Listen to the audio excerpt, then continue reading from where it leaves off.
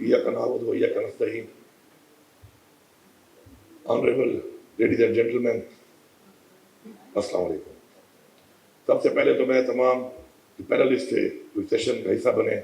और अपना इनपुट दिया उन्होंने और रहनुमाई की, उनका शुक्रगुजार हूँ। रियासत और आवाम के दरमियान एक सोशल कॉन्ट्रैक्ट है आइन, और जब उस आइन के अंदर वो रियासत अपने उन लोगों को जो प्रोटेक्शन देनी होती है वो ना दे,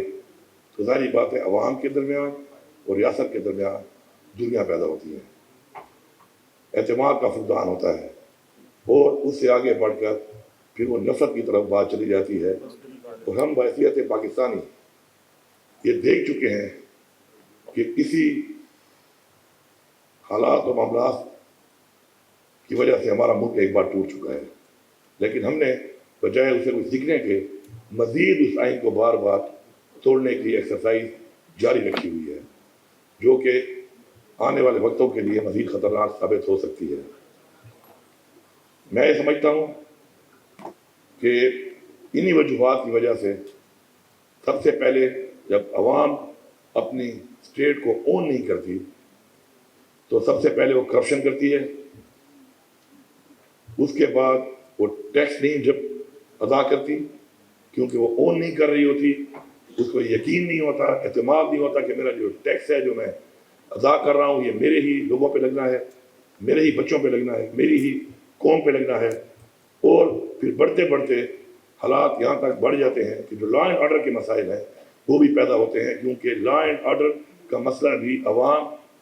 के ताउन के बगैर कोई भी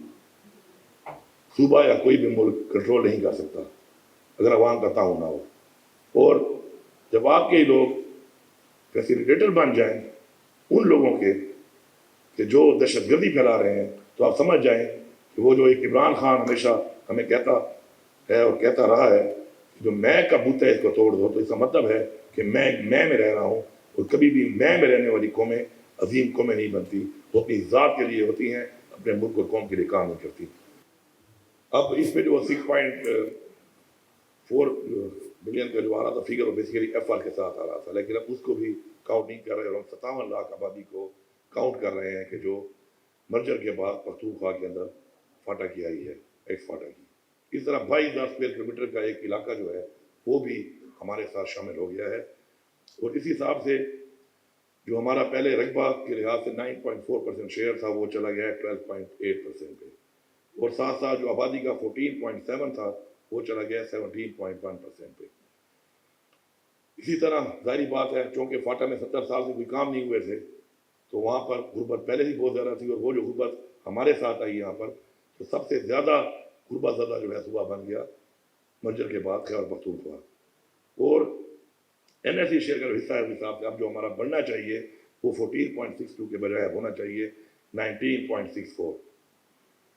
और ये कोई ऐसी बात नहीं है कि हम कोई ऐसी चीज़ मांग रहे हैं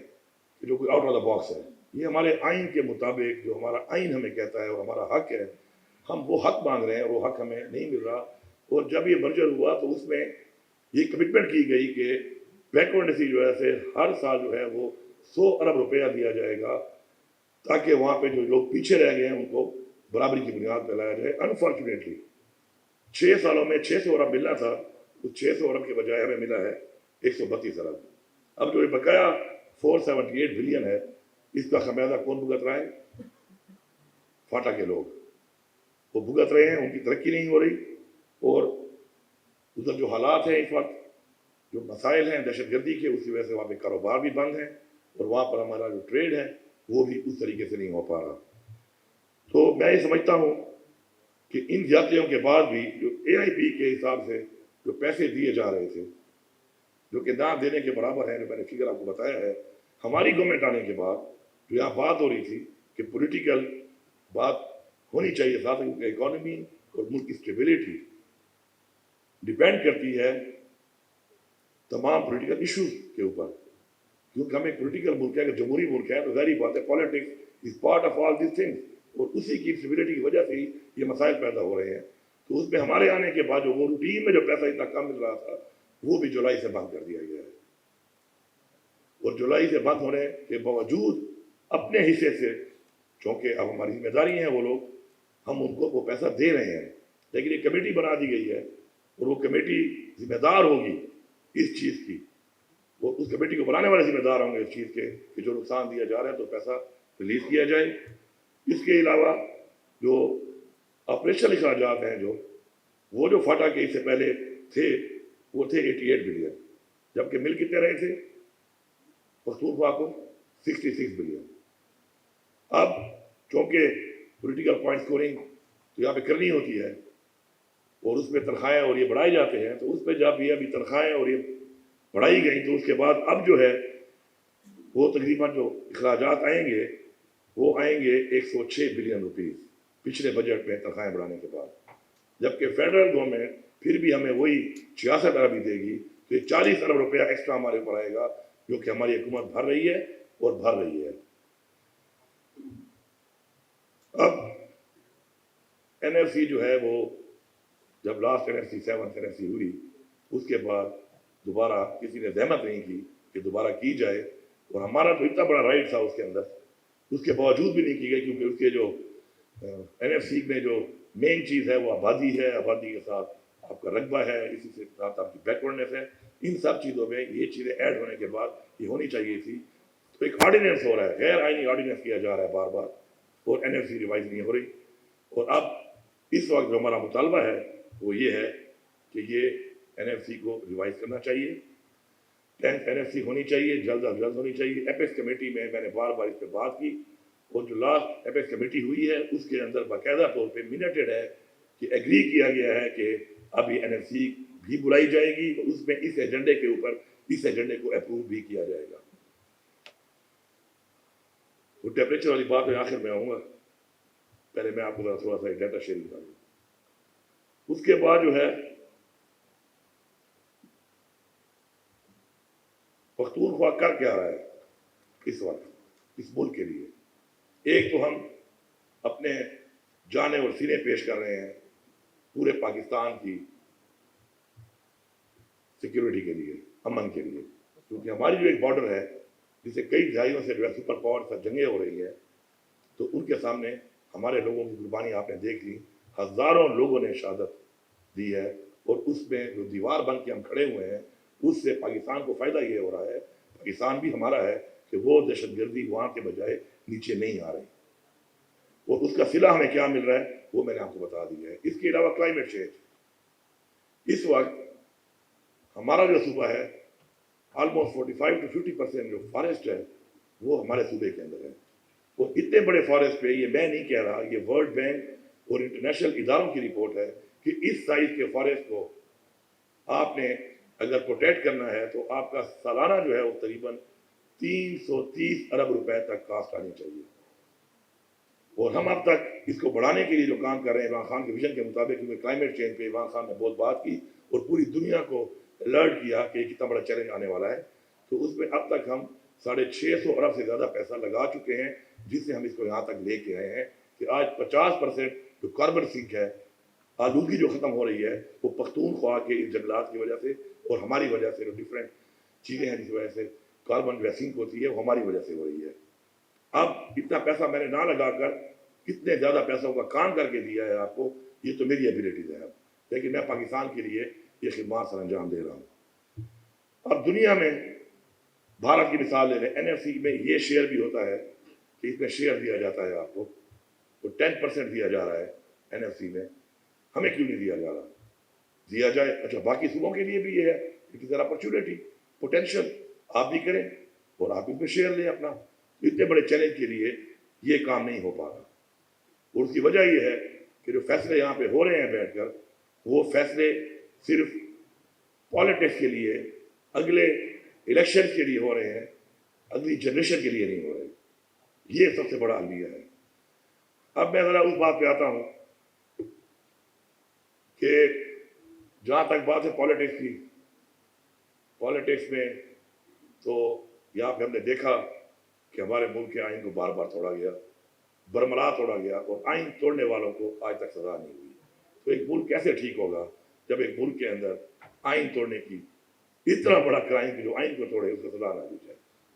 ये मुल्क ठीक नहीं हो सकता। अब अगर पॉलिटिकल अपने आइन के अंदर प्रोटेक्टेड, वही बात है जो मुझे प्रोटेक्शन दी है अपने आइन ने एज अ सिटीजन, उसमें अगर मुझे वो वाली वो नहीं मिल रही अपनी प्रोटेक्शन पॉलिटिकली, तो मैं इसको बर्दाश्त कर रहा हूँ, क्योंकि मेरे पे गोलियां भी बरसाई गई हैं और मैंने बर्दाश्त कर ली है। लेकिन मैं यहाँ से असल में मैं तो मेरा तो इस बोलने का तरीका भी ऐसा है और मेरी बॉडी लैंग्वेज ऐसी है कि मैं आज तक मोहब्बत भी पोलाइटली नहीं कर सकता, लेकिन मैं बड़ा पोलाइटली ये बात कर रहा हूँ। इस बात को मैं निहायत ही पोलाइटली करने की कोशिश कर रहा हूँ कि वो गोलियां तो मैंने बर्दाश्त कर ली, लेकिन मेरे सूबे के हक के लिए मैं कोई गोली बर्दाश्त नहीं करूँगा। मैं ये हक मांगता हूँ, मेरे सूबे की अवाम ने मुझे मैंडेट दिया है, मैंने इस पर काम किया है, मैंने इस पर मेहनत की है, और मैं ये चैलेंज करता हूँ कि हमने इस विजन के साथ कि हम पे मैंडेट की तौहीन नहीं करनी, बल्कि इस मैंडेट को हमने ऑनर करना है। अल्हम्दुलिल्लाह इन चैलेंज के बावजूद, इस रवैये के बावजूद आज 55% अपना रेवेन्यू इंक्रीज किया है। आज अल्हम्दुलिल्लाह पख्तूनख्वा 169 अरब रुपए के सरप्लस के साथ है। 175 बिलियन का हमें एक लाइबिलिटी मिला था, तो हमने हुकूमत टेक ओवर की थी, वो लाइबिलिटी हमने ख़त्म की है। पहला सूबा हम हैं, जो बात यहाँ पे हो रही थी कि हमारा सारा जो टैक्स है उसका सारा पैसा तो हमारे इंटरेस्ट में जा रहा है, जो कर्जे हमने लिए हुए हैं। पहला सूबा है कि 30 बिलियन अपने अकाउंट में डाल के कर्जा उतारने के लिए हमने शुरू कर दिया है। We will take it to 150 billion, इसको 50 अरब तक लेके जाएंगे। इसके अलावा मजीद जो हम काम कर रहे हैं, उस काम को बहुत पहले होना चाहिए था, और इसको सिर्फ एक सूबे की हद तक नहीं होना चाहिए था, पूरे पाकिस्तान में इसको होना चाहिए। और अगर कोई ये समझता है कि वो इस तरीके से हकूक ना देकर ज्यादती करके और इधर बैठ के गैर आईनी ऑर्डिनेंस करके एनएफसी नहीं बुलाएगा, तो ये एनएफसी आपको बुलानी पड़ेगी। अब मैं फिर कह रहा हूं कि मैं बड़ा पोलाइटली कह रहा हूं, ये एनएफसी आपको बुलानी पड़ेगी। एपेक्स कमेटी में ये फैसला हो चुका है, और इस फैसले के मुताबिक एनएफसी आप बुलाएं।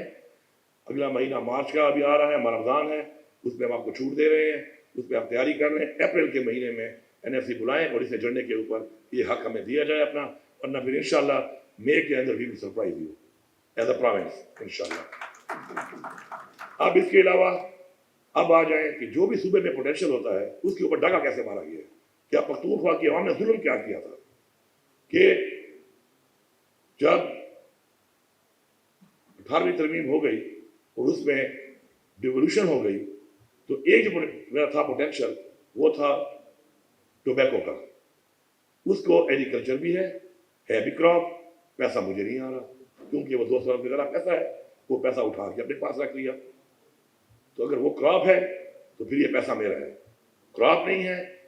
कुछ और है फिर बैन कर दो। लेकिन अगर क्रॉप है तो ये पैसा मैं मांगता हूं, ये पैसा आपको देना पड़ेगा। नेट हाइडल, नेट हाइडल में सस्ती बिजली बना के भी दे रहा हूं, महंगी बिजली खरीद रहा हूं, गैस भी दे रहा हूं, महंगी खरीद रहा हूं, मिल भी नहीं रही। उसके अंदर इस वक्त ये नहीं कि पहले दिया नहीं गया। 2016 में हमारी गवर्नमेंट थी, लगभग 1680 अरब रुपया था। वो 1680 अरब रुपया जो है वो उस वक्त डील करके उस वक्त के चीफ मिनिस्टर ने 80 अरब में बाकी माफ कर दिया, और 80 अरब रुपया जो है वो लेकर उसको जीरो कर दिया। आज जब मैं यहाँ पे खड़ा हूँ तो इस वक्त 2000 अरब से ज्यादा 16 से लेकर आज तक ये पैसा बन चुका है। मैं माफ भी 1 रुपया नहीं करूंगा, क्योंकि ये रुपया मेरा नहीं है, ये मेरी सूबे की आवाम का है। पैसे नहीं है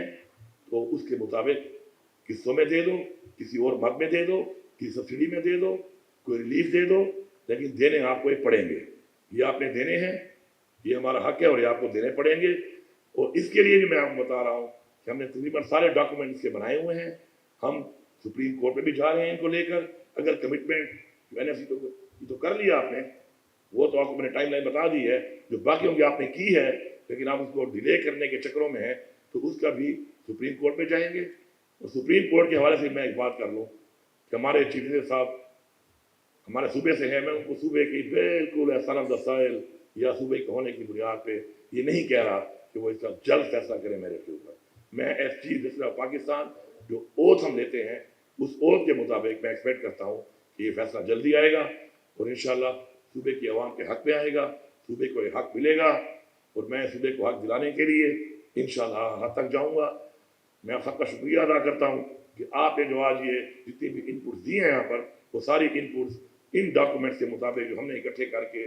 اس کے اوپر کام کر کے اب تک 1 سال میں اپنا وہ رائٹ جو ہم سمجھتے ہیں کہ لیگلی کانسٹیٹیوشنلی ہمارے لیے تھا، آپ سب نے اس کو انڈورس کیا ہے۔ آپ کی اس انڈورسمنٹ کے بعد ہمارے سینے اور چوڑے ہو گئے ہیں انشاءاللہ۔ پختونخوا کی عوام کو میرا آخر میں پیغام ہے، آپ تیار رہیں